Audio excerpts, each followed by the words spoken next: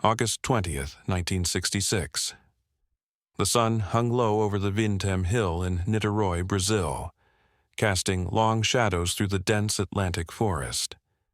A young boy, flying his kite along the winding dirt path, watched as the string pulled him toward the edge of the clearing, and there, partially hidden by tall grass, he saw them. Two men, lying side by side, perfectly still. The boy ran. He didn't look back. He didn't need to. Even from a distance, something about the scene felt wrong. The unnatural stillness, the strange metallic glint above their faces, the way their bodies were positioned with eerie precision, as if arranged by invisible hands. By the time the police arrived, the sun had already set. Officer João Carlos stood at the edge of the clearing, his flashlight beam cutting through the darkness. What he saw would haunt him for the rest of his life. Two men, both in their 30s, lay on their backs in the grass. They wore identical dark suits and new raincoats, despite the dry weather. Their faces were covered by crude masks made of lead, with small eye slits cut into the metal. Beside them lay an empty water bottle, a notebook, and two small white towels carefully folded and placed near their heads. There was no blood, no signs of violence, no weapons, just two bodies dressed for a ceremony that made no sense. The police searched for identification. One man carried a wallet. Manuel Pereira de Cruz, 32 years old, an electronics technician from Campos dos Goitacazes. The other was Miguel José Viana, 34, also an electronics technician from the same town. But what truly sent chills down Officer Carlos's spine was the notebook. Inside, written in neat handwriting, was a single, cryptic message. 16:30, be at determined place. 18:30, swallow capsules. After effect, protect metals, wait for mask signal. The writing stopped there. No explanation, no context, just instructions for a ritual that ended in death. To understand how two skilled technicians ended up dead on a remote hilltop, investigators had to trace their final journey, and what they discovered only deepened the mystery. On August 17th, 3 days before their bodies were found, Manuel and Miguel told their families they were traveling to São Paulo to buy electronic equipment and supplies for their television repair business. It was a routine trip, or so everyone believed. The two men took a bus from Campos dos Goitacazes to Niteroi, a journey of roughly 180 miles. Witnesses later reported seeing them board the bus around 9 a.m. They appeared calm, even cheerful, carrying a small bag and discussing technical matters. Nothing seemed unusual. They arrived in Niteroi by early afternoon. Security cameras at the bus station captured grainy footage of the two men purchasing raincoats from a street vendor, despite the clear, cloudless sky. When the vendor asked why they needed rain gear on such a beautiful day, Miguel simply smiled and said, "We'll need protection." From there, the trail became stranger. The men stopped at a local bar and ordered 2 bottles of mineral water. The bartender remembered them well, not because they caused trouble, but because of how nervous they seemed. Miguel kept checking his watch every few minutes. Manuel kept glancing toward the window, as if waiting for someone. They barely touched their water, the bartender later told police, just kept looking at each other like they were having a silent conversation. At approximately 2:30 p.m., the two men left the bar and began walking toward Vintem Hill. The climb was steep, the path narrow and overgrown. It wasn't a tourist destination. It wasn't a shortcut to anywhere. It was simply a remote hilltop covered in dense vegetation, the kind of place you only go if you're deliberately trying not to be found. Several local residents saw them making the ascent. One elderly woman remembered seeing them pause halfway up the hill, discussing something while Miguel pointed toward the summit. Another witness, a teenager cutting through the woods, claimed he saw them near the top around 4 p.m., standing in the clearing and looking up at the sky. They just stood there, the teenager recalled, like they were waiting for something to come down from above. That was the last confirmed sighting of Manuel Pereira da Cruz and Miguel José Viana alive. The autopsy results came back inconclusive, and that's what terrified investigators most. Dr. Alberto Santos, the medical examiner assigned to the case, had seen countless bodies in his 20-year career. Drug overdoses, poisonings, violent crimes, he'd examined them all. But the bodies of Manuel and Miguel presented something he'd never encountered before. There was no visible cause of death, Dr. Santos wrote in his report. No trauma, no signs of asphyxiation, no evidence of heart failure. The internal organs appeared healthy. Toxicology screens came back negative for all common poisons. The only unusual finding was a slight discoloration in their digestive tracts, suggesting they had ingested something shortly before death. But the tissue samples had degraded too quickly to identify the substance. By the time the bodies were discovered, nearly 3 days after death in the August heat, critical evidence had been lost. The lead masks raised immediate questions. Where did they come from? Why were they wearing them? Lead is heavy, uncomfortable, and serves no practical purpose unless you're trying to shield yourself from radiation or other forms of electromagnetic energy. Detectives searched Manuel and Miguel's homes in Campos dos Goitacazes. What they found only deepened the mystery. Both men lived modest lives. They ran a small television and radio repair shop together, earning enough to support their families, but nothing extravagant. Neither had a history of mental illness. Neither had debts or enemies. But in Miguel's garage, investigators found something strange. A small workshop filled with electronic components, circuit boards, and half-assembled devices that had no clear purpose. Some appeared to be radio receivers. Others looked like crude sensors. One device, never completed, seemed designed to detect electromagnetic frequencies. Miguel's wife, Maria, was bewildered. He was always building things, she told police. But I never understood what they were for. He said it was for work, but these weren't the kinds of repairs people brought to our shop. In Manuel's bedroom, hidden beneath his mattress, police found a collection of books and magazines, subjects ranging from spiritualism and occult practices to UFO sightings and theories about extraterrestrial contact. One book, heavily annotated in Manuel's handwriting, discussed spiritual elevation through controlled experiences with the unknown. A journal entry dated August 10th, just 1 week before the trip, read, "We are ready. The frequency has been confirmed. The meeting place is prepared. We must go without fear. The elevation awaits those who are pure of spirit."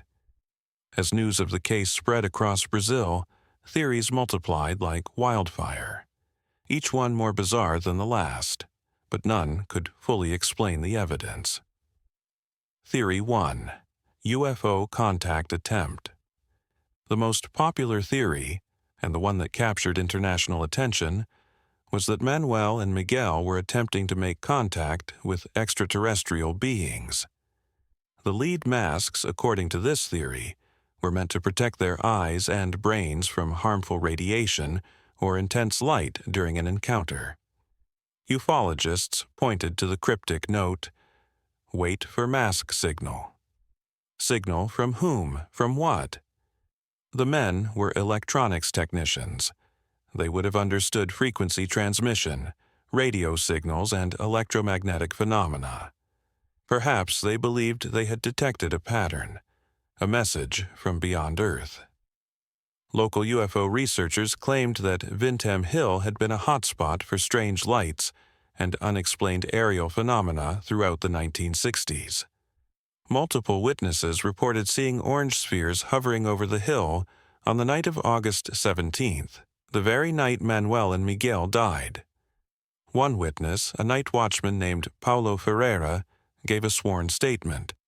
"I saw two bright lights hovering above the hill around 8 p.m. They made no sound. They just hung there for maybe 10 minutes, pulsing like they were breathing. Then they shot straight up and vanished." But skeptics argued that the UFO theory was pure speculation, fueled by Cold War paranoia and the era's obsession with space exploration. Theory 2. Psychedelic ritual gone wrong. Another theory suggested the men had ingested a powerful hallucinogenic substance as part of a spiritual ritual. The capsules mentioned in their note could have been drugs, possibly LSD, mescaline, or a homemade psychedelic compound. The lead masks in this context would serve to intensify sensory deprivation, forcing the men to look inward during their trip.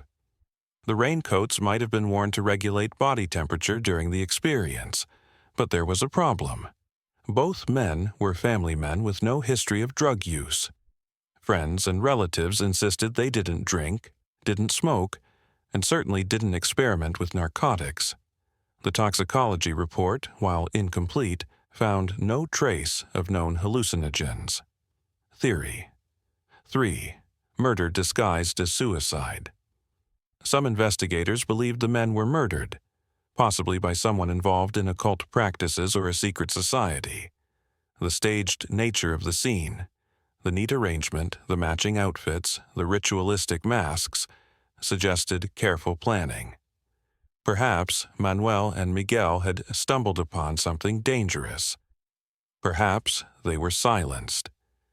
The note could have been written under duress, a forced confession to make their deaths appear self-inflicted. But again, evidence was lacking. No footprints except those of the victims. No signs of struggle.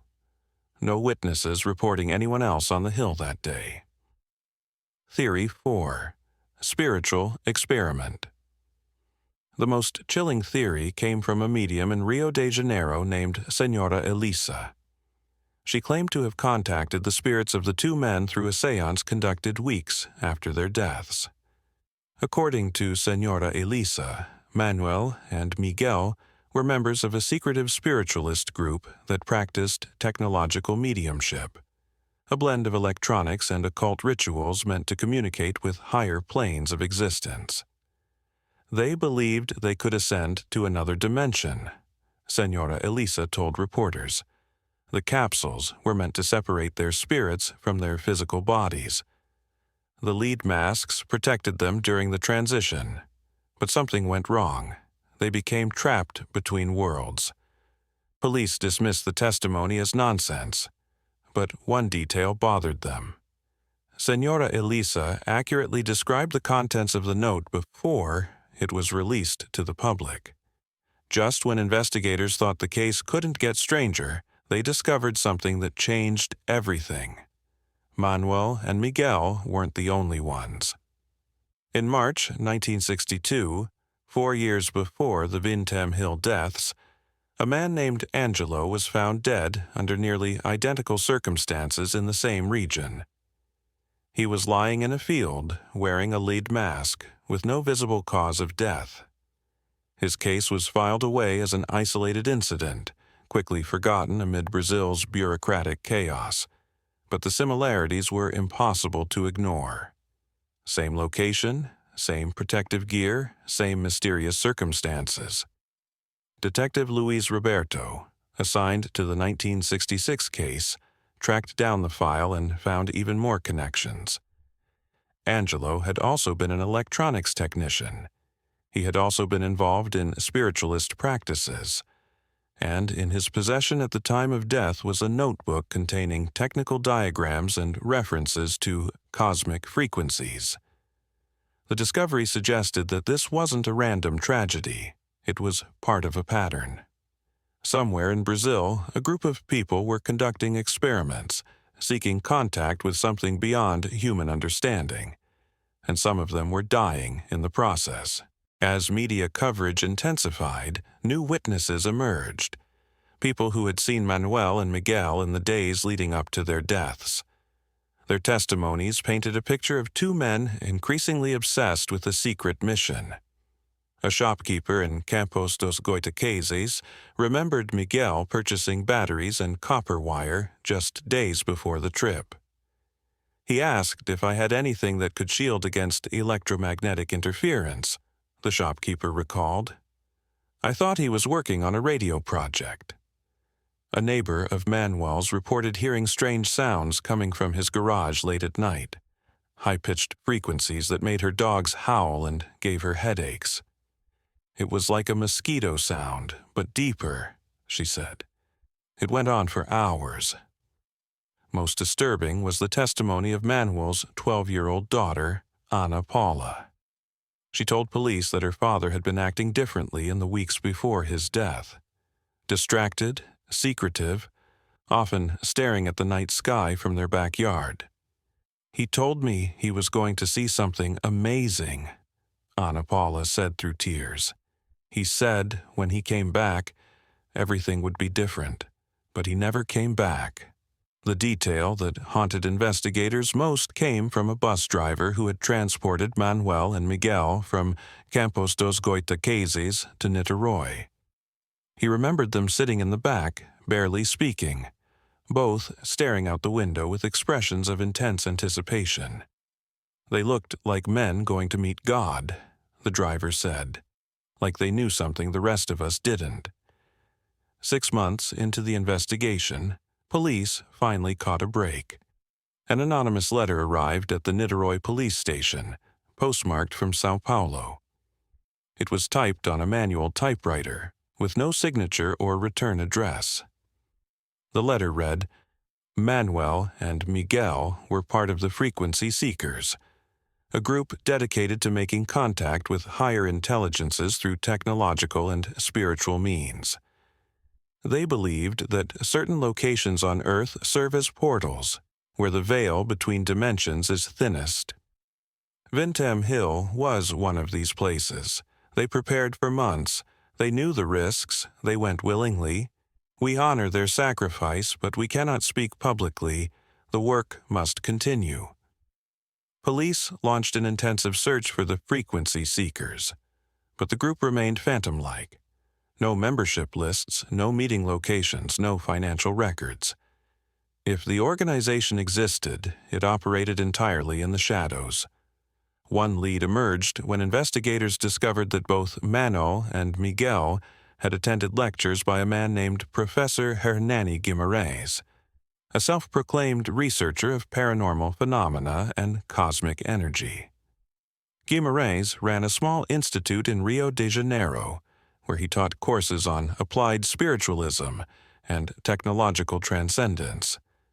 When police questioned him, Guimarães was evasive. I teach people to expand their consciousness, he said. What they choose to do with that knowledge is beyond my control.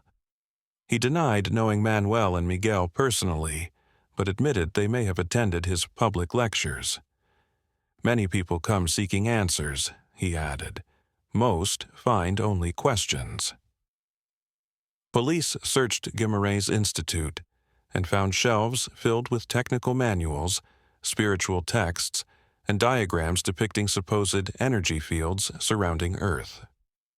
One document, titled The Protocol for Dimensional Contact, outlined a step-by-step process remarkably similar to the instructions found in Manuel and Miguel's notebook. But without direct evidence linking Guimarães to the deaths, police had no grounds for arrest. The professor disappeared shortly after, reportedly traveling to Portugal. He was never questioned again. As 1967 arrived, the investigation stalled. Without a clear cause of death, without witnesses to the final moments, and without any suspects, the case grew cold. The families of Manuel and Miguel were left with grief and confusion, and a story that refused to make sense. Maria Viana, Miguel's widow, struggled to reconcile the husband she knew with the man who died on that hilltop. He was a good father, she said in a rare interview. He fixed radios, he went to church, he wasn't crazy, But something changed in him that last month. Something I couldn't reach. Ana Paula, Manuel's daughter, would later write in her memoir, "My father believed he was chosen for something important. He believed he was going to touch the infinite. Maybe he did. Maybe that's why he never came back." The lead masks themselves became objects of fascination. Forensic analysis revealed they were handcrafted from sheets of lead commonly used in radiation shielding. The eye slits were precisely cut, suggesting someone with technical skill made them. But who? And for what purpose? The capsules mentioned in the note were never found. If Manuel and Miguel ingested something, the substance left no trace, or at least no trace that 1960s forensic science could detect. The raincoats remained unexplained. Why wear them on a clear day? Were they symbolic, practical, part of the ritual? And the towels? Why were they carefully folded and placed beside the bodies, as if part of a ceremony? Every answer led to more questions. Every lead dissolved into speculation. The lead masks case became one of Brazil's most enduring mysteries, inspiring countless books, documentaries, and investigations over the decades. But despite modern forensic techniques and renewed interest, the core questions remain unanswered. In 2012, a team of researchers used ground-penetrating radar to scan Vintem Hill, searching for buried evidence. They found nothing. In 2017, a documentary crew interviewed surviving family members and conducted psychological profiles of Manuel and Miguel. The conclusion: both men were sane, intelligent, and motivated by genuine belief, not delusion. The site where they died has become an unofficial pilgrimage spot for UFO enthusiasts and paranormal investigators. Some claim to experience strange sensations when standing in the clearing: dizziness, disorientation, a sense of being watched. Local residents still report unusual lights above Vintem Hill, especially in August. Whether these are atmospheric phenomena, aircraft, or something else entirely remains unknown. In 2021, a sealed envelope was discovered in the archives of the Niteroi Police Department. It had been mislabeled and forgotten for 55 years. Inside was a single photograph, taken by the medical examiner during the autopsy. The photo showed Miguel's left hand, palm up. In the center of his palm was a small burn mark, circular, precise, approximately 2 centimeters in diameter. The pattern was unusual: 3 concentric circles surrounding a central dot. Dr. Santos had noted it in his original report but dismissed it as insignificant. Now, examined with modern analysis, the burn showed characteristics inconsistent with any known thermal source. The tissue damage suggested exposure to focused electromagnetic energy, something far beyond the technology available in 1966. The discovery reignited debate. Had Manuel and Miguel actually made contact with something? Had they succeeded in their mission, whatever it was? And if so, what killed them? Perhaps the truth is simpler. 2 men, driven by curiosity and belief, took a journey into the unknown and paid the ultimate price. Perhaps they were victims of a failed experiment, a dangerous ritual, or their own ambitions. Or perhaps, just perhaps, they found exactly what they were looking for. And it was more than any human was meant to witness. The masks remain in evidence storage, sealed in plastic, covered in dust. The note sits in a file cabinet, yellowed and fragile. The hilltop remains unchanged, its grass swaying in the wind, keeping its secrets. And somewhere, perhaps, 2 souls wander between frequencies, trapped in the signal they so desperately sought to receive, forever waiting for the mask to give them permission to return.